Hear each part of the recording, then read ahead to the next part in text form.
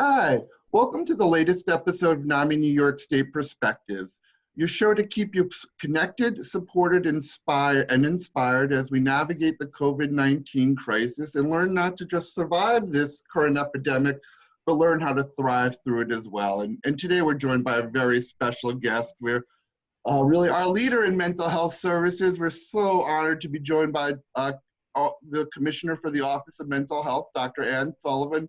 Thank you so much for joining us, Dr. Sullivan.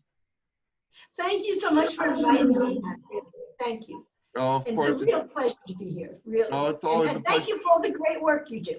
Oh, well, thank you. Well, thank you for all the great work you do. And really, it's been an incredible team effort right now in New York State to deliver mental health services. It's been so inspiring to see everyone really rise to the occasion. So, and of course, OMH as always is leading the way on that. So thank you so much. Thank you. And, really, I'm so proud of my staff and the Office of Mental Health. I think we have almost 13,000 employees and we work across the systems. We do a lot for the community providers. We interface with you and all the advocacy organizations, but we also have 23 hospitals to run, and that's been a real challenge through this epidemic, but I think we're doing okay. We've had some losses, and that's so sad and so tragic, but we're working very hard to ensure that everyone stays safe and healthy, and that we do the best work possible going now and going into the future.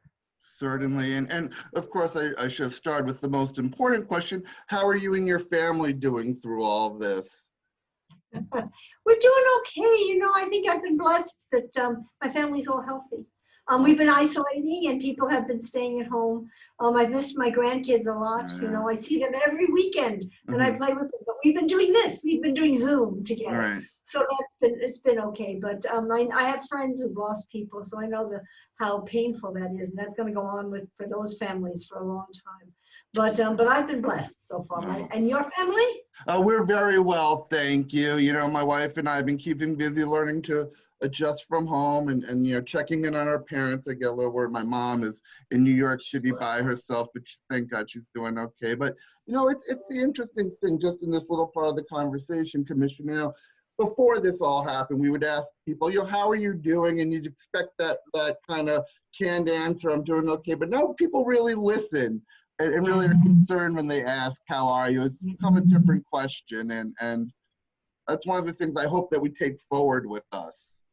Yes, I think this has all given us the opportunity to kind of really pause and think and be much more involved with the people around us than we had been before. We all get very busy working and doing the things, going to school, the kids, and doing all this. And sometimes you don't really stop and really connect the way you need to people. I think this is, in some ways, has let us do that more, which is great. Yeah. It's so true. And I think that's definitely one of the biggest positives if you're going to look into the situation and try to find positives. And, you want to be careful with all the sadness, as you mentioned. We all know people who are impacted by this. But I really do think one of the emphasis, the positives that have come out of this is the emphasis on mental health. And we're seeing the conversation about mental health and the importance of mental health in a way that we haven't really heard before. Watching Governor Cuomo's daily press briefings, weeks ago, he started talking about mental health and the importance. And, with everything that's going on right now and everything the governor is dealing with, to put such an emphasis on mental health and to get a helpline up so quickly, and the response that you've seen from doctors from throughout the country who want to help and do this line. And I know the response from the public has been so important. So can you talk about that, how this importance of mental health has been emphasized through this and how you'd like to see that continue? Sure, the helpline has been really very exciting, and I think we've had almost 10,000 calls now to the helpline, and not just from New York State, truly, but from all over the country. And one of the most exciting things, I think, is that people feel, I think the vast majority who are calling are not people who contacted a mental health provider before. So this is really their first time reaching out to talk about the things that are worrying them. And it's been fascinating. We had a teenager call to talk about his concerns about school and summer jobs. And when you ask kind of why he called us, because he didn't want to worry his mom, he didn't want to worry his mother. So he found us to talk to. And that's one of the key things that has happened is people have told us because they don't want to worry their spouse, their parents, others, and they find this an availability to talk to somebody and really say what's on their mind and what's troubling them. And also from a lot of people who are feeling isolated, lonely, etc., who've been calling in. So it's really been very, very successful so far, I think. And we've had a few people call back, and we've had some individuals that we've actually referred, for services if that's what they want. But I think for the vast majority, it's someone to talk to about their anxieties and their fears and also their hopes, what they hope, the future will be like. So I think it's been very successful. And I think it's been great that the governor has been talking about this. We've gotten calls from all over the country about how to set up such a line.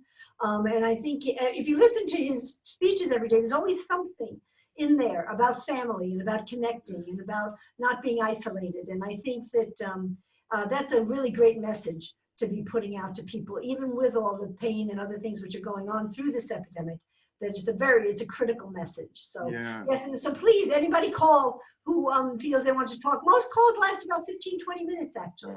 So it's not a quick conversation, but people feel very good. Vast majority feel much better after they've had the call. So it's been working well so far. Well, that's so great to hear. And again, it has been such an interesting thing.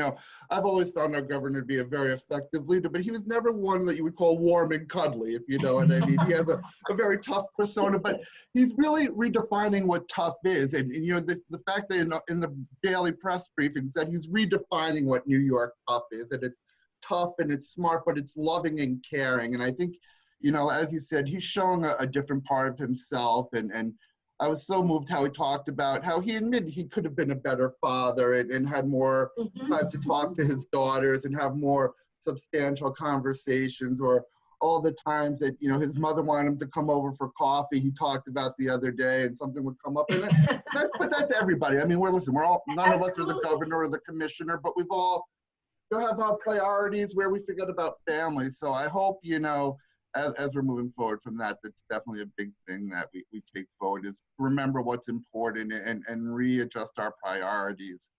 So I know for you, this has to also be very challenging seeing what's going on, because prior to your role as the Office of Mental Health Commissioner, you were in the Queens hospital system that's been impacted so hard by this crisis. So, I know you were with that system for many years, and 2 weeks ago, you just put out that wonderful message about all the people on the front lines and really your concern about them. So can you talk about your experience with the system and what it's like seeing the devastation that's going on right now?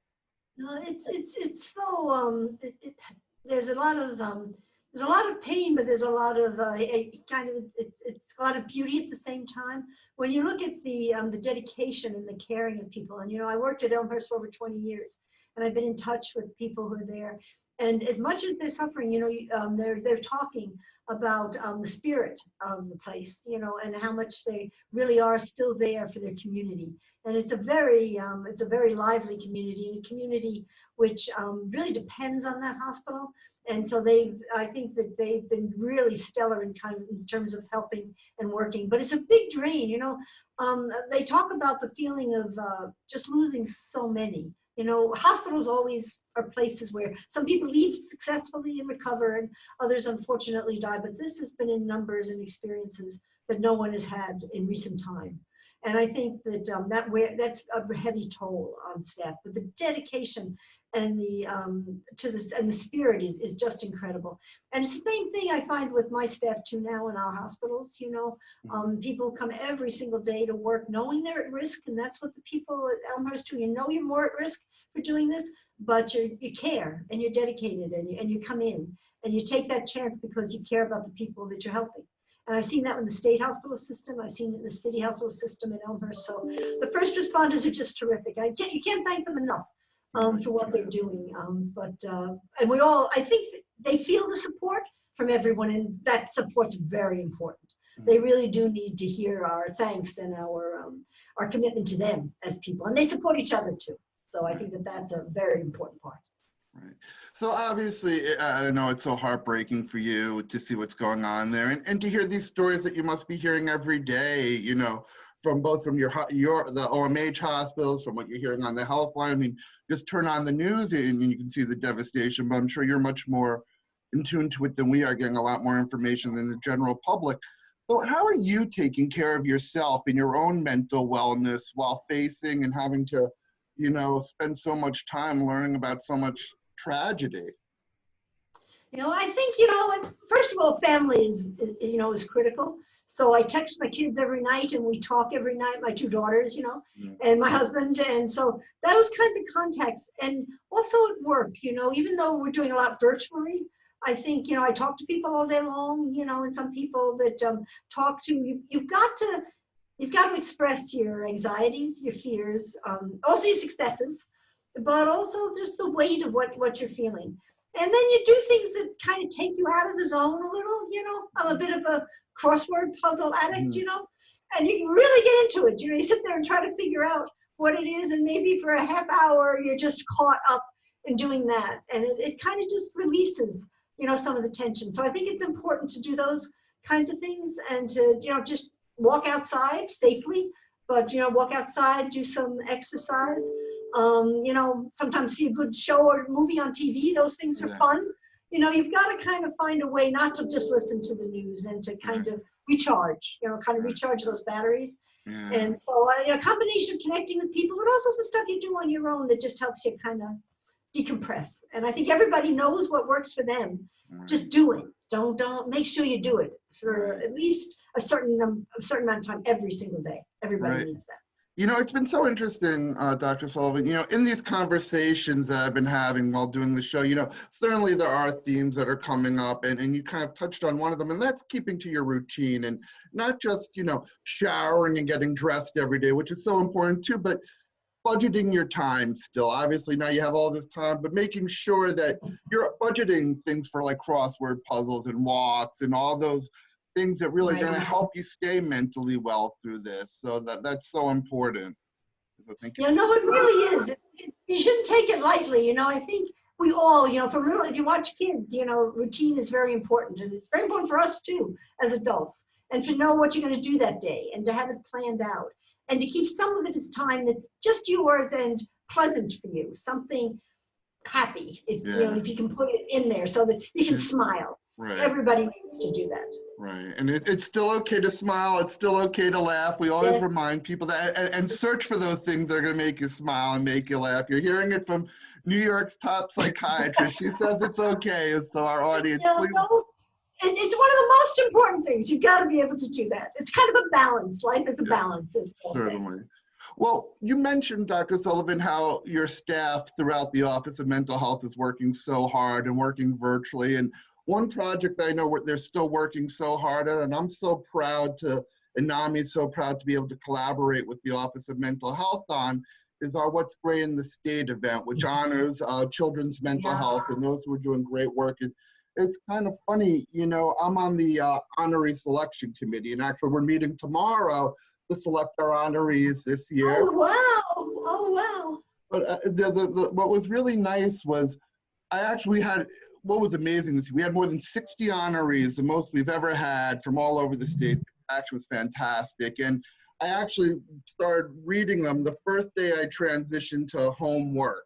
You know, we left the office and switched to home. It was that really confusing time, you know, for me, as you say, you know, advocacy is such an important thing. And, you know, I kind of crashed, to be honest with you, after it felt like the plug got pulled on us a little bit. Where do we go from here? It was a scary time. And I dove into my work reading those nominations, and I cannot tell you how inspiring it was and how it really changed my whole outlook on things. And just to see all the tremendous work that's going on in all corners of the state. I mean, in interurban areas, rural areas, and Native American communities. So can you talk about, and obviously right now, children's mental health is be more important than ever before. And you know, normally we have our What's Great in the State event in May during Children's Mental Health Awareness Week. It's been moved to October, but we're still going to have a fantastic event. And can you talk a little bit about children's mental health and the exciting things we see in the state here? We're so ahead of the curve in so many ways.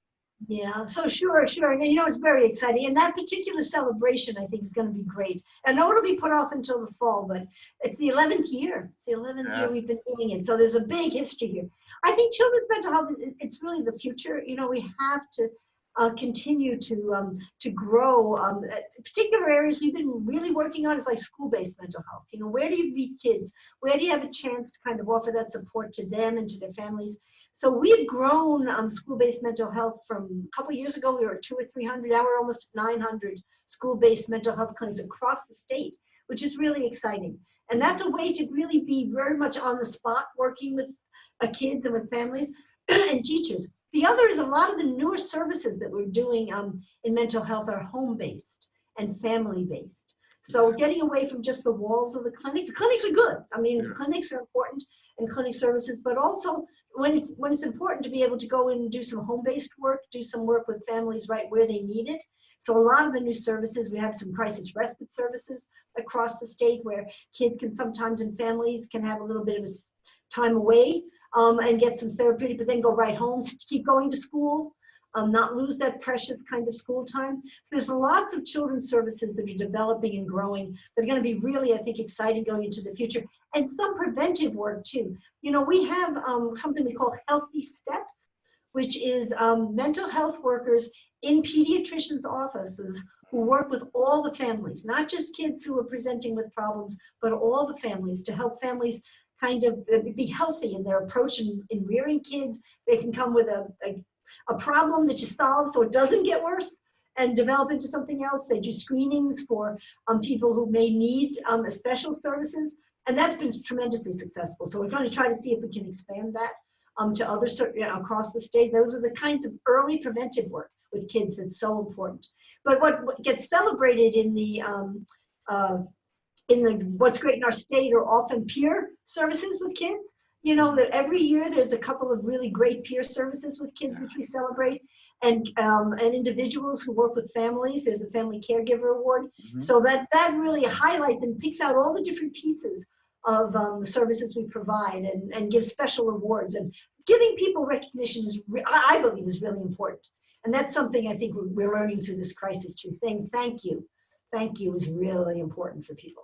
And recognition is so important because these people usually go unappreciated, the hard work they're doing. And what's so inspiring, and you kind of touched on it, is that we do have a bunch of different categories, as you say, with the family caregiver, the peer category, the school, the system of, and just, it really is a teamwork. So to see, you know, that, you know, school districts are working on this, you know, we see police programs that are working on this, families, peers, it's such an incredible team effort, and it's going to be needed more than ever. And it's especially important to me. I tell my story a lot. You know, I was diagnosed at 3.5 years old with ADHD. I was back in the 70s, and you know, I always say the most I learned about advocacy was watching my mom advocate for me and finding me the doctors and the services that I needed to succeed. And it's good to see that those services are much easier to locate now, and that parents don't have to struggle the way my mom did to find services. So we've come a long way in that. So that's very encouraging. Yeah. We need to make it even easier. We need to make it so that it's, you know, it's super easy, so that you don't have to struggle at all. I know sometimes people still do, but it is better. I agree. I absolutely agree. We've done a lot. And again, I think those 900 school-based services, I mean, that's why I think it's such an incredible thing to see that integration, because you know, say those are in communities that need those services the most in most cases, in urban areas and rural areas, and even, you know, doing some teleconnecting with those rural areas. I mean, those are the areas that are so in need of mental health services, and bringing them right into the school where they're treating both the children and the whole families. It's so important, and it's again a way we're ahead of the curve. So, you know, we kind of talked a little bit as we start to wrap this up, that this is a transformative period for our state and for our society as a whole. And the governor has talked a lot about this. Let's not use this opportunity. Let's not use this for nothing. We need to use this as an opportunity for growth, for understanding, to get stronger. And obviously, as someone, as I said, who was diagnosed at 3.5 years old with a mental health issue, you know, later in life, my mom was diagnosed with a serious mental illness, and you know, families that are impacted by mental illness are familiar with crisis. and we're familiar with challenges. And you know, one thing that we really try to do in NAMI through our family to family program and even our peer-to-peer program is learn how to navigate crises. So as we said at the beginning of the show, you're not just surviving the crisis, but you use it as an opportunity for growth. You learn from the things you did right, you learn from the things you did wrong and become stronger about it. So the governor is certainly very dedicated to making sure that New York emerges stronger out of this. How do you want to see New York emerge stronger from our current situation? Yeah, I think it's very important for if we can, for each individual to emerge a little stronger, to learn about yourself a little bit, to be able, I think, this time alone, as much as it can feel strange, gives you a chance to kind of understand yourself a little bit more and to learn how you can grow from something like this. Get in touch with both your dreams, what you want to do, but also the pain that you're going through right now.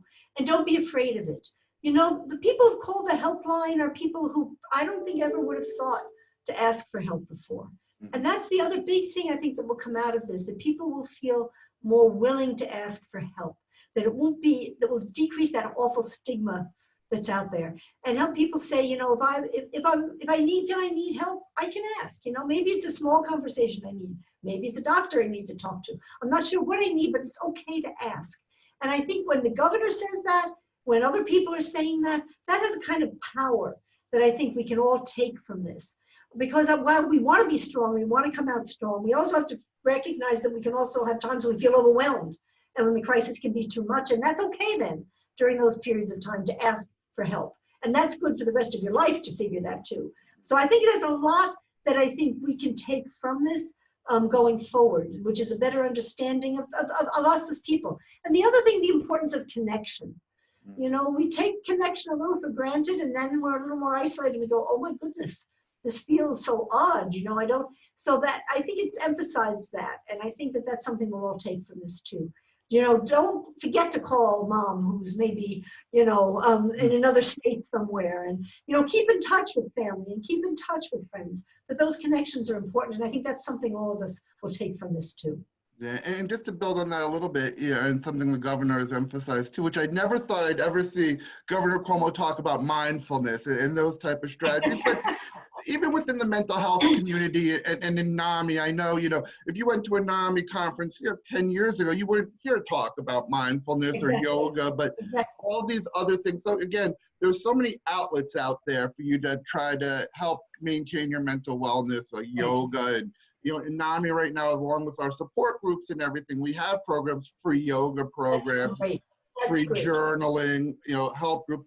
Again, so things that maybe you were reluctant to do before. I would have never bought into maybe mindfulness before, but I am meditating now, and to see the governor talk about that and validate. So don't be afraid to try something new. And what's the worst that can happen? It doesn't work for you. You find something else. But don't be afraid to ask for help, and don't try to be afraid to try something new. So before no, absolutely. And that's what the governor is saying too. He's saying to reimagine New York. I think we should all reimagine ourselves a little bit and what works for us. And mindfulness, yoga, meditation, those are all, they're great. And I think we've all do that to some extent. And I think, the more you do it, I think the better off you are, Right.